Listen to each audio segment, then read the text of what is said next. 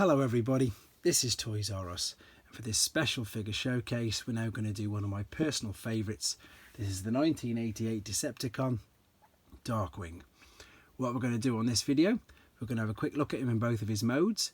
We're going to have a look at things you need to be aware of if you have to purchase him one yourself. We're also going to have a look at one of the boxed versions I've got in the background as well, to have a look at some of the artwork, and then I'll just pause for a second and then come back with the other variants available, including the Japanese version of him and of course the combined form of him and Dreadwind, to see the super jets that they make. So, as I say, this figure was released in 1988 and he's one of my all-time favourites, and one of the main reasons for that is just due to childhood memories. I can clearly, really vividly remember waking up one Christmas to have both of Darkwing and of course Dreadwind waiting for me there Christmas morning. So I've got great memories with this figure. That's why the figure at the back that has been graded, it's not in the greatest condition, but it's just mainly, as I say, for sentimental purposes for myself. Right, so we'll have a look at the figure, and here's the robot mode, and I really like the colour schemes they used with this. I think it just works really well. The robot itself hasn't got that much articulation, not too bad though. You've got the elbow joints and the shoulders, the legs are all in one, you don't really have any knee joints, but it just looks really good. I like, as I say, how sleek he looks, and the design's perfect. Before we go on to the jet mode, we'll just turn him round. I mean, obviously you can tell that he was a jet with all the kibble in the back, but again, I just love it. Things to be aware of is that you can see the screws there. Sometimes they tend to get corroded, so that's something to be aware of. Stickers do play a big part with this as well. You want the stickers to look nice, and one of the main things that tends to get damaged on this, well there's two to be fair, is one, the transformation gimmick doesn't work. So if you look underneath, you can see that the body is twisted on the torso, so please ensure that you are using either the Powermaster throttle or you're using your fingers to transform him, because you can damage it and then you can't complete the transformation. And then the other thing that you can damage as well, I might as well show you at the back, is the clip here. You can see mine's got a big stress mark on it actually. There you go. So that does get stressed quite easily when transforming him, so you need to be aware of that. So, as I say, there he is in his robot mode. I've already mentioned that his Powermaster was throttle, and here he is. You can sometimes, well, these are very prone to the arms and legs coming off. The arms are just literally, excuse the glare, there we go, just a little, as I say, attachment on the side, and then you've got where the legs come through there as well, so that could actually get corroded as well. So we're going to have a quick look at him in his jet mode before I, as I say, move on to something else.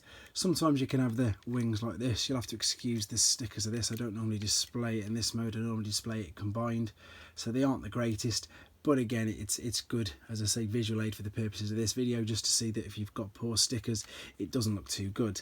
You can also see I've got a bit of fade on the top of the tail fins there, so you need to be aware that the green turquoisey colour does get faded. There we go, you can see in there, unfortunately for me, that is where the fade is. But in jet mode, it does look good. And as I say, be aware of the clip as you're clipping it in. You don't want to get the damage.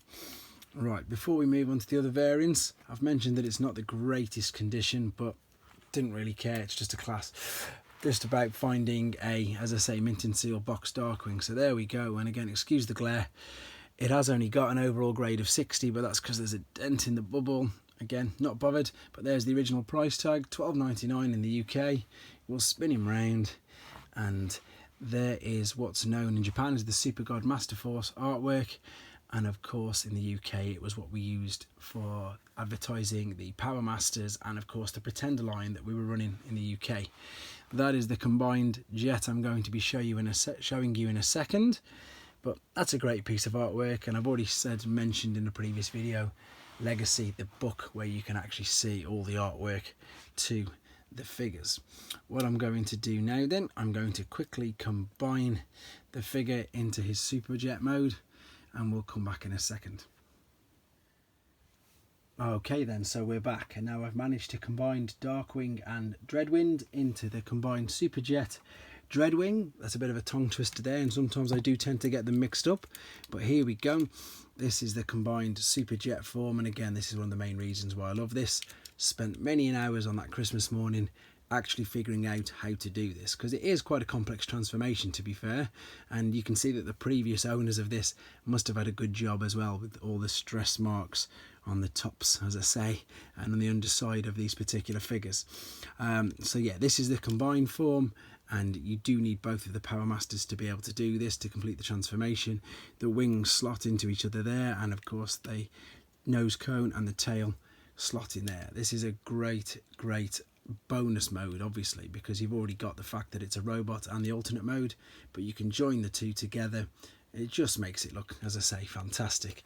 The other thing as well I just wanted to touch on, won't talk too much because they've got their own video and I'm going to be redoing them soon, is that in Japan as well, they did use the mould and they just redecoed him into Hydra.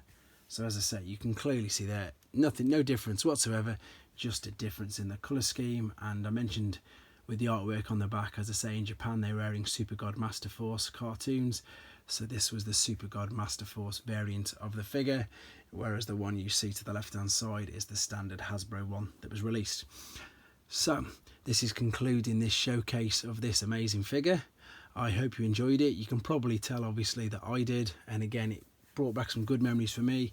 Hope it did for yourself, and I hope it encouraged you in a search to find for one yourself. If you do get them, obviously though, please take care with your transformations, because they do have a massive tendency to break quite easily.